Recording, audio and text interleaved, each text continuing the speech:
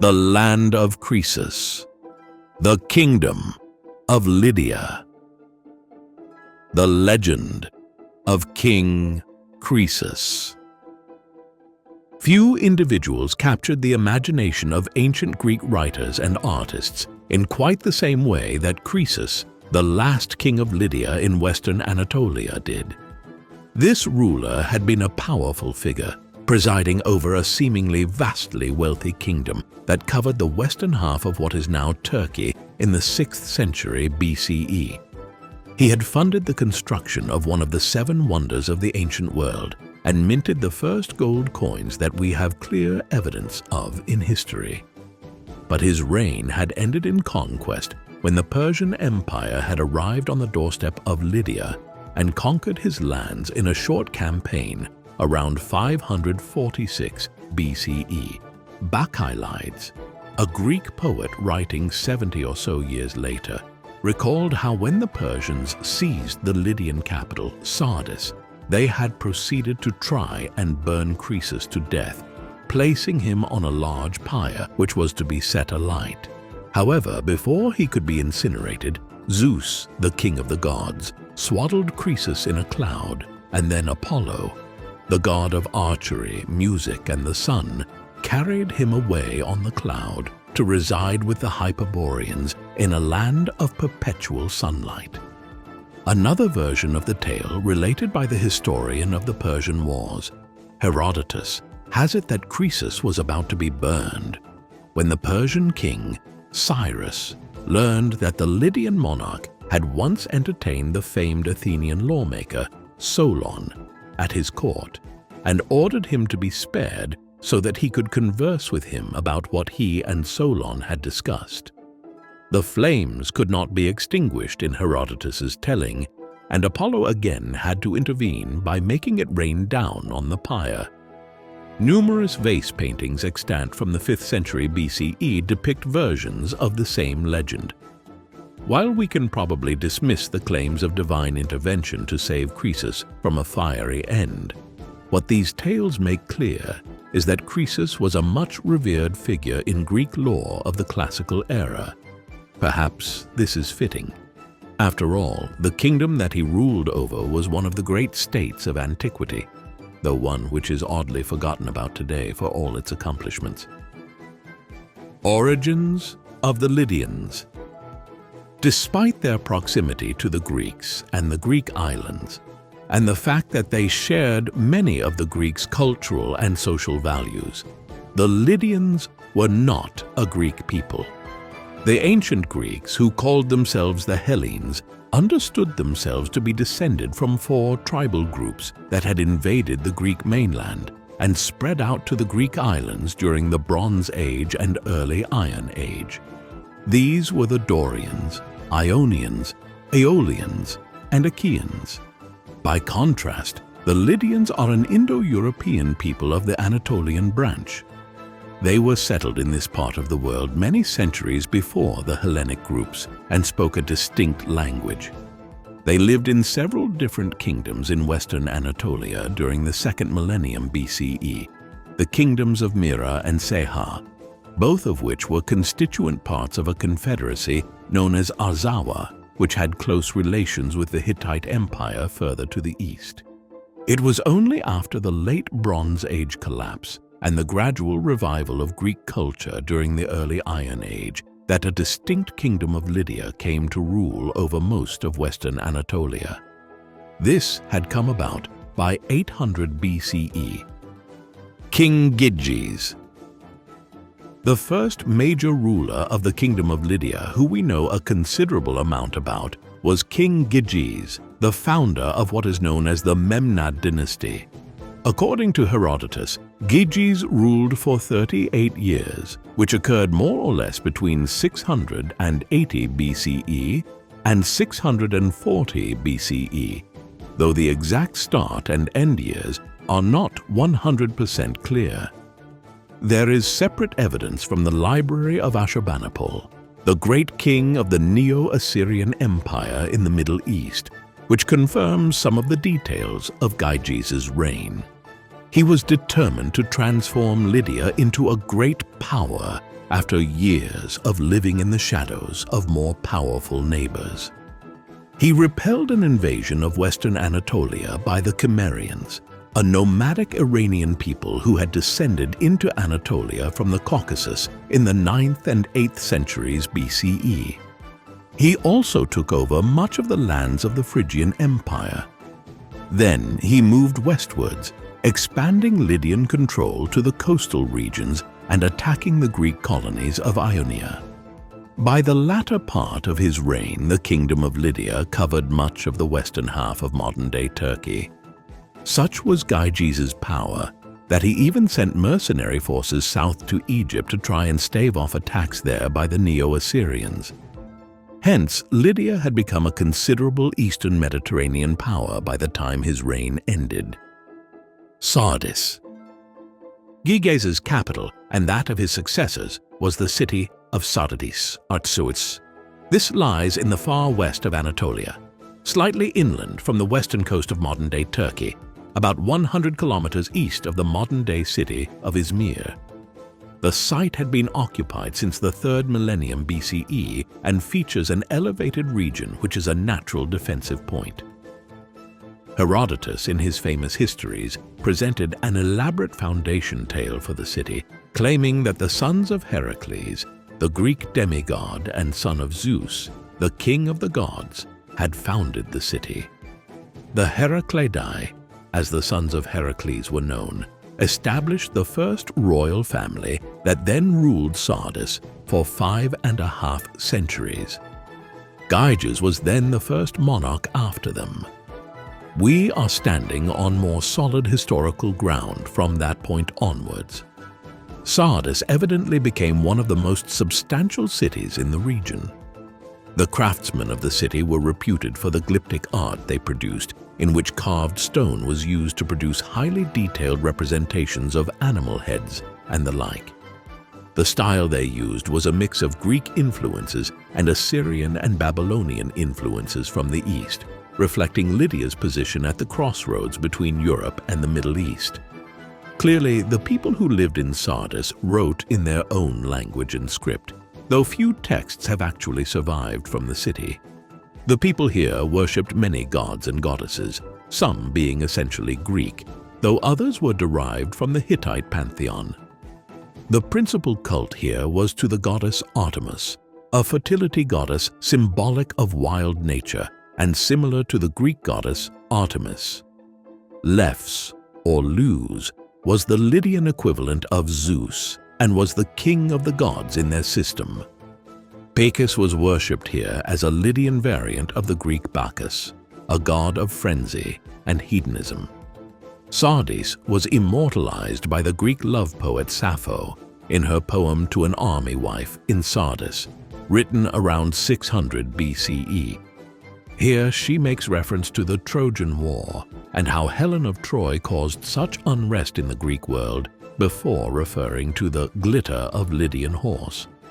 Sardis is not mentioned specifically in the 7 stanzas of the poem, but evidently Sappho, a native of the island of Lesbos in the Aegean Sea, was writing about a lover who hailed from Sardis, not far to the east of Lesbos on the Anatolian mainland. The first currency. The Kingdom of Lydia was famous for many things. Some of these, such as the Temple of Artemis, one of the 7 wonders of the ancient world, which we'll hear more about shortly, are relatively well known about. But other things which occurred here are strangely obscure. Most significantly, the Kingdom of Lydia is the first place in recorded history that we know of in which coins were used as a form of official currency. It is possible that modern coinage was invented here. Prior to the middle of the 1st millennium, BCE trade and commerce had functioned either through barter or the exchange of designated weights of precious metals. So, for instance, a trader in the city of Thebes, the capital of New Kingdom Egypt in the middle of the 2nd millennium BCE, might have exchanged 100 bushels of grain for a dozen ingots of copper. There was no coinage involved, simply an exchange of one type of good for another commodity deemed to be of a comparative value. This barter system was supplemented by the use of precious metals. So, sticking with the example of Thebes, a trader here in 1000 BCE might have exchanged the same 100 bushels of grain for a small piece of gold or silver. Unlike the ingots of copper exchanged in the earlier example, gold and silver did not have highly functional value, but they did have a representative value as something to which traders assigned intrinsic value. Moreover, over time, it is easy to imagine how traders began exchanging pieces of gold and silver that were more or less of an equal size or weight. Still, this was not a coinage system in the modern sense. There were no fixed weights or values for these pieces of metal imposed by a central authority, nor were they issued by a government or stamped in any way. The innovation which occurred in the Kingdom of Lydia was that the government of King Alte, a near successor of Gyges, who ruled Lydia roughly between 635 BCE and 580 BCE, decided to start issuing pieces of metal with a fixed weight and symbols on them that told the holder of them that they were issued by his royal mint. These coins were made from electrum, a natural alloy of gold and silver. They were in a rather crude circular shape and were embossed with the image of the head of a lion. The image was chosen as the name Alyat derives from Walwits, which means leonnesses or lion-like in Lydian. What the king was doing in issuing these coins was creating confidence in the market that these coins were of a set value checked by the Lydian treasury. Several decades later, Alyat's near successor, King Croesus, became the first monarch to issue true gold coins made entirely of the precious metal. The Croesus stata or cruside were issued from around 560 BCE and were similar to the Alyat's electrum coin, except the lion image was clearer and was joined by an opposing bull head or minotaur. Examples of these coins survive down to the present day and are the oldest coins known to us. The usefulness of coins with fixed weights and values became apparent to Lydia's neighbors very quickly, and the Greek city-states to the west began minting their own coins from the middle of the 6th century BCE onwards. Miletus and the Pre-Socratics. Lydia was not just culturally significant in terms of issuing the first official coins in world history. The lands it controlled were also important in the development of Greek philosophy and thus Western philosophy and the philosophical systems of the Near East. Long before the city of Athens became the home of philosophical inquiry in the Greek world, the western coastline of Anatolia along the shores of the Aegean was where Greek philosophy was really born. The city of Miletus in particular was central to this. Miletus lies near the island of Samos, about 100 kilometers south of contemporary Izmir and 150 kilometers southwest of ancient Sardis, the capital of Lydia. It had fought several wars with the Lydians and had managed to maintain its independence in the 7th century BCE, but around 600 BCE it finally succumbed to Lydian rule. This was right around the time that the Milesian school of philosophy began to blossom. 3 figures are notable within it. The first was Thales, a figure who the eminent 20th century British philosopher Bertrand Russell, in his History of Western Philosophy, stated was the first important figure in Western philosophical thought, not Socrates, as is sometimes assumed. Thales is believed to have traveled widely in Egypt and Mesopotamia before returning home to Miletus in the early 6th century BCE, which by then was under Lydian rule. Here he began using deductive reasoning and a rationalist approach to try and decipher what existence was all about. He was a typical example of how early Greek philosophers were actually scientists or natural philosophers.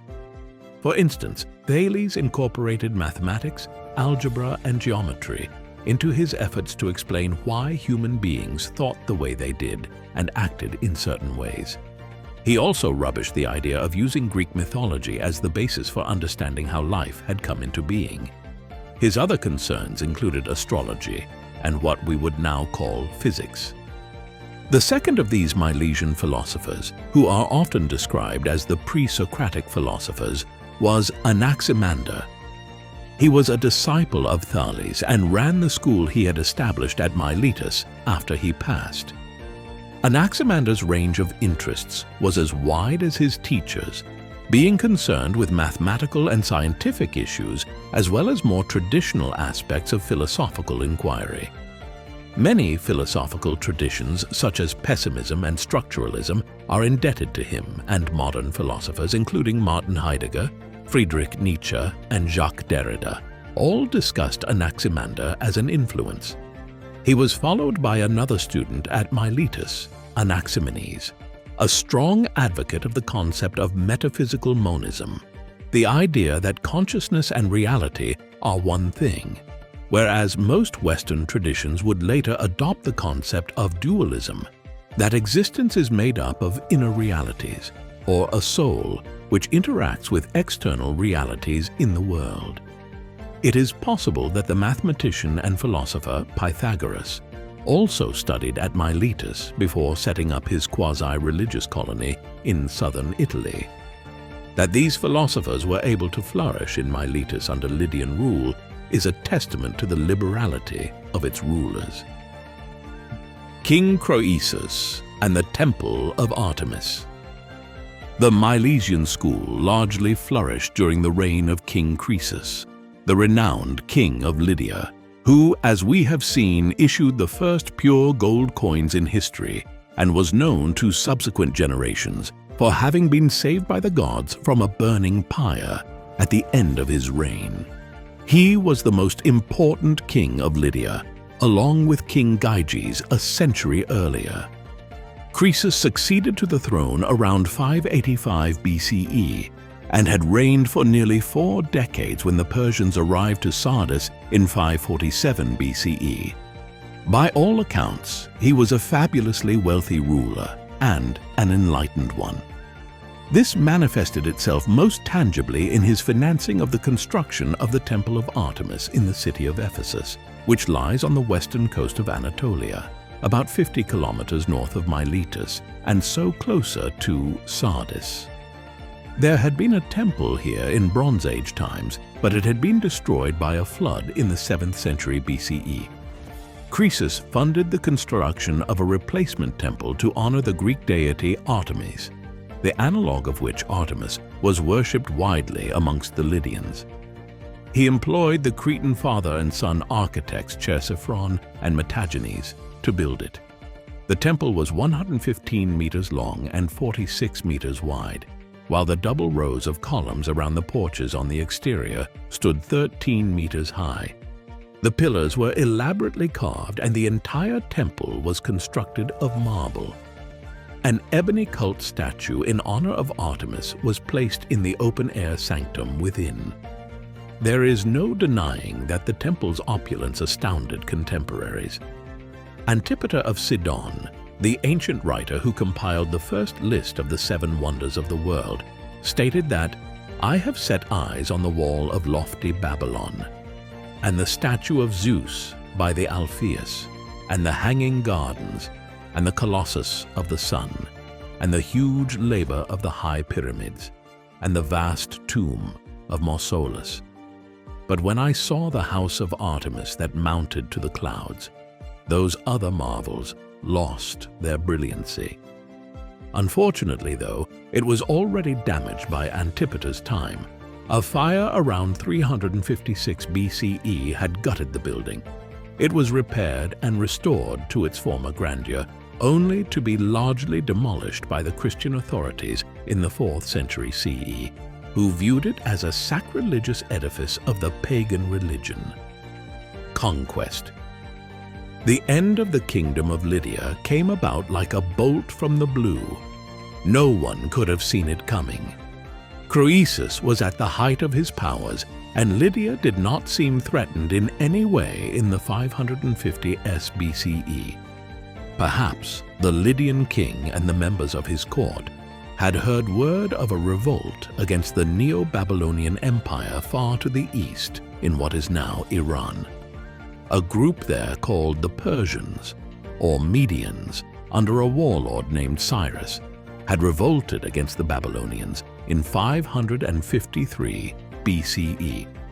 In the space of about 3 years, he and his followers succeeded in completely overthrowing the Neo-Babylonian Empire in Mesopotamia.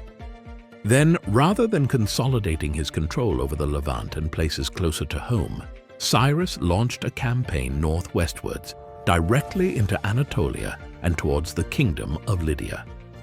The Nabonidus Chronicle, a Neo-Babylonian account of the reign of the last Babylonian king, Nabonidus, and the histories of the Greek historian Herodotus both provide accounts of the conquest of Lydia.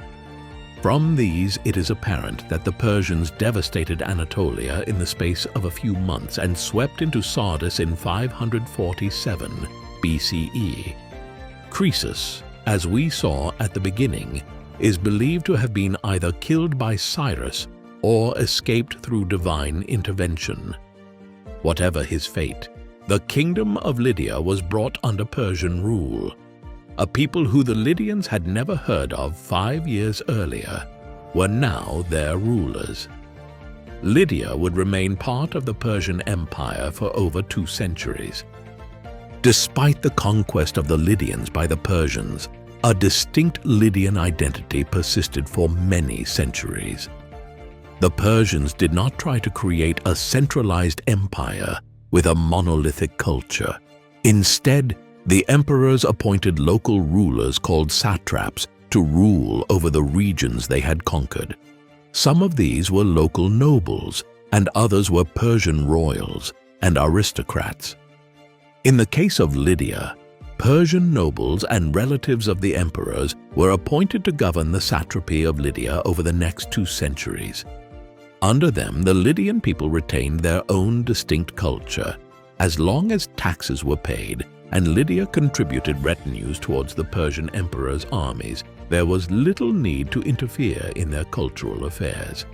Consequently, the Lydians continued as a distinct people under Persian rule and later Hellenistic rule after the conquest of the Persian Empire by Alexander the Great.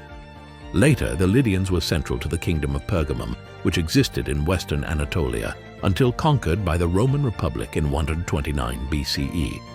As late as around 10 BCE, the Greco-Roman geographer Strabo, in his Geographica, described the people here as being a distinct group. Thus, while the Kingdom of Lydia was conquered in the mid-6th century BCE, the Lydian people maintained their own individual identity for another 500 years. If you enjoyed this video, don't forget to like and subscribe. Let us know your thoughts in the comments, and we'll see you in the next one.